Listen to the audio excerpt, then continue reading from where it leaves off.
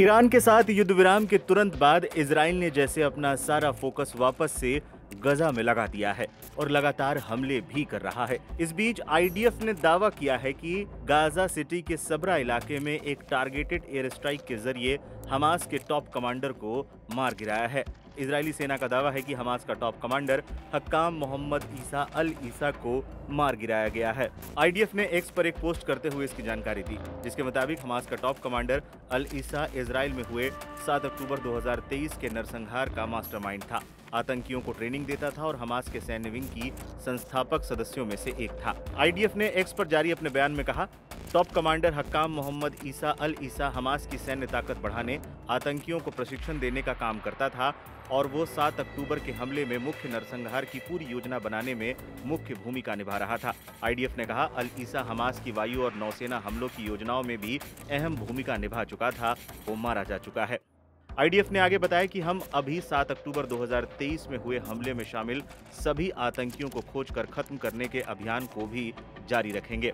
जानिए कौन था मोहम्मद ईसा अल ईसा। हमास का कमांडर मोहम्मद ईसा अल ईसा हमास के जनरल सिक्योरिटी काउंसिल का सदस्य था। वो ट्रेनिंग हेडक्वार्टर का प्रमुख और अल कसाम ब्रिगेड के मिलिट्री एकेडमी का सह संस्थापक भी था। वो कथित तौर पर हजारों आतंकियों को प्रशिक्षण देने और उनकी क्षमता विकसित करने में लगा हुआ था। अल ईसा ने सीरिया और इराक में युद्ध की ट्रेनिंग ली थी और साल 2005 में सीरिया से गाजा आ गया था। हाकम मोहम्मद ईसा अल ईसा के मारे जाने को लेकर हमास की ओर से अब तक कोई प्रतिक्रिया सामने नहीं आई है। हमास ने मौत को लेकर भी कोई पुष्टि नहीं की है। Aim right, achieve big. At KR Mangalam University, we provide you the platform to turn your dreams into reality. At KR Mangalam University. क्योंकि पिछले कई मौकों पर ऐसा हो चुका है कि जिसकी मौत का दावा आईडीएफ ने किया हो वो कुछ महीनों बाद जिंदा निकला था। ऐसे में देखना है कि इस दावे पर हमास की क्या प्रतिक्रिया सामने आती है। क्या है पूरा मामला? गाजा में संघर्ष की शुरुआत 7 अक्टूबर 2023 को हमास के इजराइल पर हमले के साथ हुई थी। इसमें इजराइल के 1200 लोग मारे गए थे और 251 लोगों को बंधक बनाया गया था। इसके बाद इजराइल ने गाजा में बड़े पैमाने पर सैन्य कार्रवाई शुरू की थी, जिसके परिणाम स्वरूप व्यापक विनाश और मानवीय संकट पैदा हुआ था। गाजा के स्वास्थ्य मंत्रालय के अनुसार इस संघर्ष में अब तक 56,000 से अधिक लोग मारे गए हैं। हमास के साथ युद्ध विराम के प्रयास में ट्रंप। अमेरिकी राष्ट्रपति डोनाल्ड ट्रंप ने गाजा में इजराइल और हमास के बीच चल रहे संघर्ष को खत्म करने की दिशा में प्रयास करने की बात कही है। वहीं इजराइल चुन चुनकर हमास के टॉप कमांडर्स को निशाना बना रहा है। खुद ट्रंप ने शुक्रवार को गाजा में चल रहे संघर्ष में जल्द ही युद्ध विराम की संभावना जताई थी। उन्होंने कहा था कि इजराइल और ईरान समर्थित हमास के बीच एक समझौता अगले एक सप्ताह के अंदर संभव है। इससे पहले ट्रंप के विशेष दूत स्टीव विटकॉफ ने पिछले महीने 60 दिन के युद्ध विराम का प्रस्ताव रखा था, जिसमें हमास द्वारा 10 जीवित बंधुकों और 18 मृत बंधुकों को रिहा किए जाने की बात शामिल थी। हालांकि ये प्रस्ताव अभी तक लागू नहीं हो सका। इस बीच हमास के टॉप कमांडर के मारने की बात अगर सही निकलती है तो युद्ध विराम के प्रयासों को और झटका लग सकता है।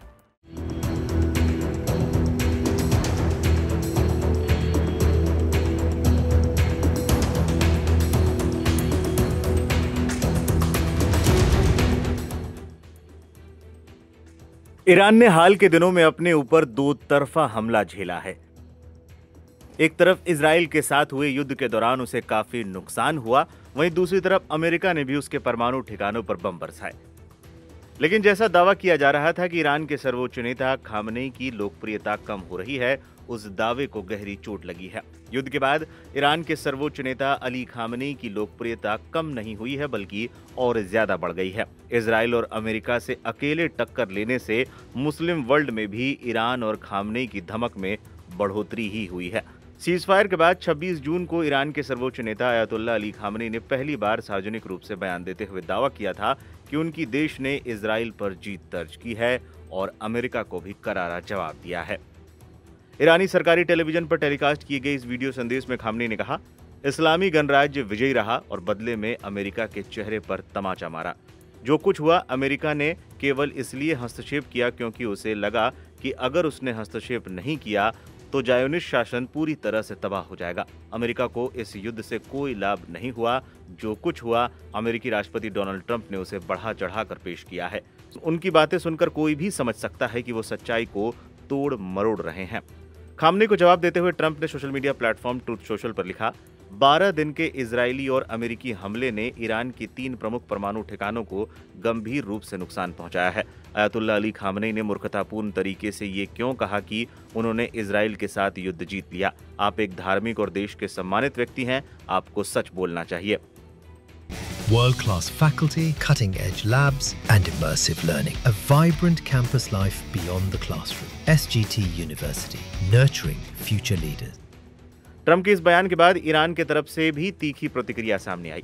ईरान के विदेश मंत्री सैयद अब्बास अराक्ची ने साफ कह दिया कि अगर अमेरिका वाकई ईरान से कोई समझौता करना चाहता है तो राष्ट्रपति ट्रंप को ईरान के सर्वोच्च नेता अयतुल्ला अली खामनेई के प्रति इस अपमानजनक और अस्वीकार्य लहजे को छोड़ना होगा। एक राष्ट्र के रूप में हमारा मूल आधार बहुत सरल और सीधा है। हम अपनी कीमत जानते हैं, हम अपनी स्वतंत्रता को महत्व देते हैं और कभी भी किसी और को अपना भाग्य तय करने की अनुमति नहीं देते हैं। ईरान और अमेरिका के बीच चले इन तीखे बयानों पर पूरी दुनिया की नजरें लगी हुई थी। यहां तक कि युद्ध के बाद सामने आए अयतुल्ला अली खामनेई के वीडियो संदेश के बाद इसे दुनिया भर के मीडिया ने जगह भी दी। खासकर अरब जगत के अखबारों और चैनलों ने इसे प्रमुखता से रिपोर्ट किया। कतर की अल जजीरा टीवी ने रिपोर्ट करते हुए कहा, इस वीडियो संबोधन ने ईरानी जनता की एकता और युद्ध के दौरान ट्रंप की उस मांग को ठुकराने पर जोर दिया जिसमें उन्होंने कहा था कि ईरान को आत्मसमर्पण कर देना चाहिए। खामनेई ने संघर्ष विराम के बाद पहली बार दिखाई देते हुए ट्रंप और इजराइल को संदेश दिए। मिस्र की सरकारी अखबार अल अहराम ने 27 जून की प्रमुख हेडलाइन में लिखा, खामनेई ने इजराइल पर जीत का ऐलान किया। उन्होंने कहा कि उन्होंने अमेरिका को करारा तमाचा मारा। राय अल यौम के संपादक अब्दुल बारी अतमान ने लिखा, खामनेई की उपस्थिति ट्रंप और इजरायली प्रधानमंत्री के लिए एक झटका थी और ये दिखाता है कि ईरानी शासन को बदलने में वो नाकाम रहे। नेतान्याहू और ट्रंप के ऐतिहासिक जीत वाले झूठे दावों का जवाब दिया। हम खामनेई की इस बात से सहमत है कि ईरान इस युद्ध में विजयी रहा और इजराइल अमेरिका की तरफ से किया जा रहा ऐतिहासिक जीत का दावा महज झूठ है। यरूशलेम पोस्ट अखबार की वेबसाइट ने लिखा, खामनेई ने छुपकर भेजे गए एक रिकॉर्डेड संदेश में कहा कि उन्होंने इजराइल और अमेरिका पर जीत हासिल की। टाइम्स ऑफ इजराइल वेबसाइट ने लिखा, अमेरिका को दोबारा तमाचा मारने की धमकी देते हुए ईरान के खामनेई ने कहा कि ट्रंप ने हमलों को बढ़ा चढ़ाकर पेश किया। इस बीच ईरान के सर्वोच्च नेता अयतुल्ला अली खामनेई की लोकप्रियता की एक झलक राजधानी तेहरान में शनिवार को रेवोल्यूशनरी गार्ड्स प्रमुख जनरल हुसैन सलामी, मिसाइल कार्यक्रम के प्रमुख जनरल आमिर अली हाजीजादेई, कई अन्य वरिष्ठ सैन्य अधिकारियों और परमाणु वैज्ञानिकों के जनाजे के दौरान भी देखने को मिली। इस जनाजे में लाखों लोगों की भीड़ उमड़ पड़ी। ये सभी 13 जून को इजराइल के साथ शुरू हुए युद्ध के दौरान मारे गए थे। सरकारी आंकड़ों के अनुसार 10 लाख से अधिक शोकाकुल नागरिकों ने राजधानी की आजादी स्ट्रीट पर जुटकर इन राष्ट्र नायकों को विदाई दी। इस दौरान लोगों ने खामनेई की तस्वीरें हाथों में ले रखी थी और एकजुटता का प्रदर्शन कर रहे थे। जनाजे के दौरान भीड़ ने ईरान के शत्रुओं के खिलाफ नारेबाजी भी की। लोग ईरानी ध्वज लहराते हुए नारे लगाते हुए आगे बढ़ते रहे। इस दौरान अमेरिका इजराइल मुर्दाबाद के नारे लगाए गए। सरकारी कार्यालयों को बंद कर कर्मचारियों को अंतिम संस्कार में भाग लेने की अनुमति दी गई।